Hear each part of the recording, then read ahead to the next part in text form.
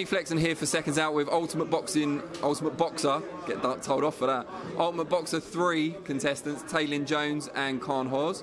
Just first of all, guys, you've obviously got a pre-existing relationship here. Just tell us how you know each other.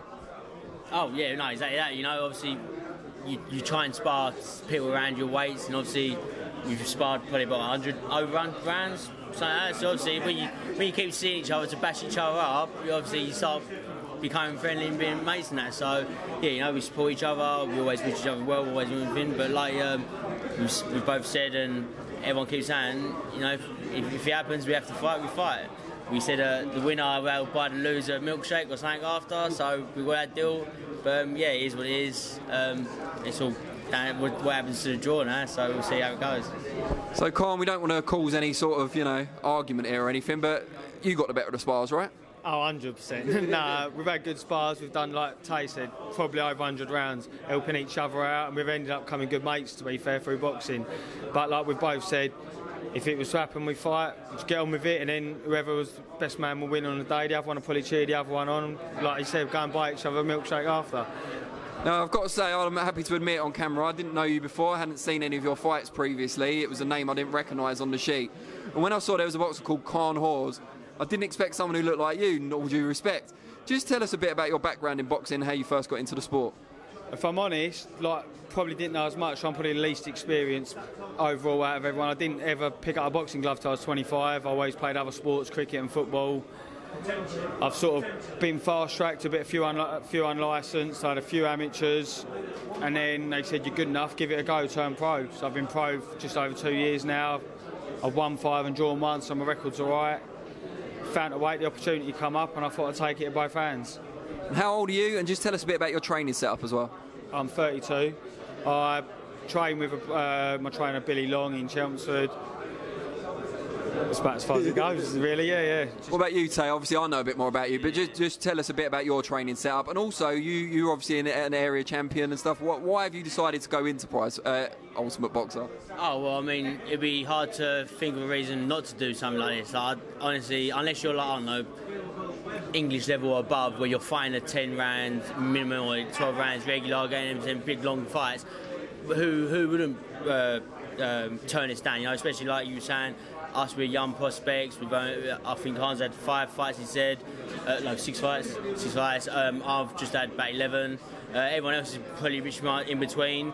So yeah, it's like I said, this is going to be a fast track or shortcut, as they keep saying, to the big time, to be known on TV, to get put ahead in the rankings, get put ahead for the bigger fights. So that's what it is, just for the night, you know, experience. I mean, 3 fights in one night. I mean, I've done this before with the Queensbury Boxing League, winning that Quest prize fighter tournament. So I've sort of, you can say I've done it before, so I know what to expect.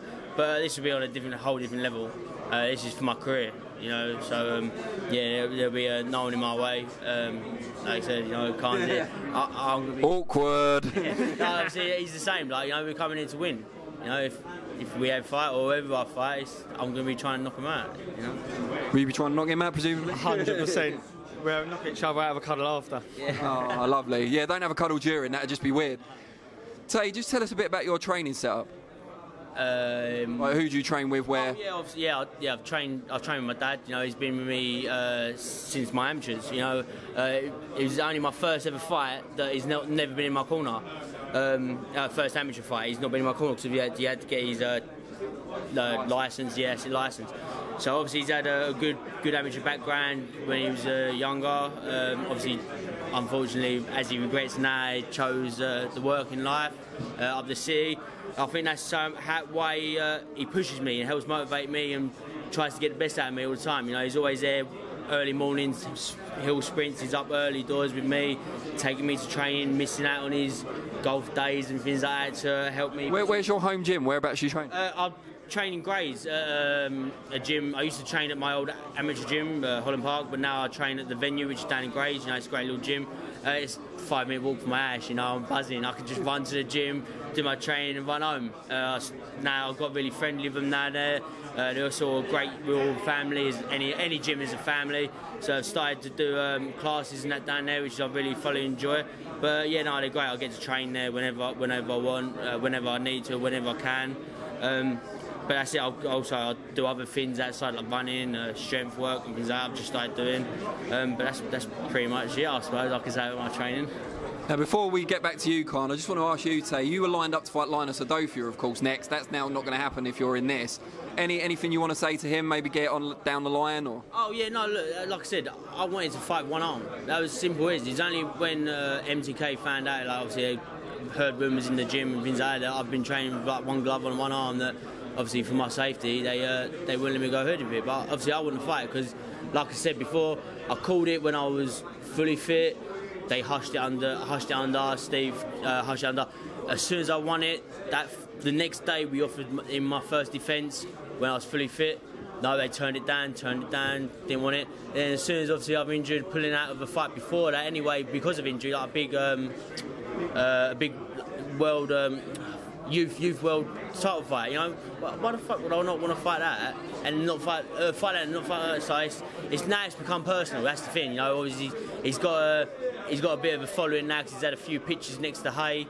So he's getting a bit of a few people getting rowdy and that, but obviously at the end of the day it's all people behind screens and that. I don't care, but now to me it's personal. So obviously I've got this opportunity, I'm going to take it with both hands and hopefully get after the English or something like that. But yeah, no, don't worry, that will happen. That will happen one way or another.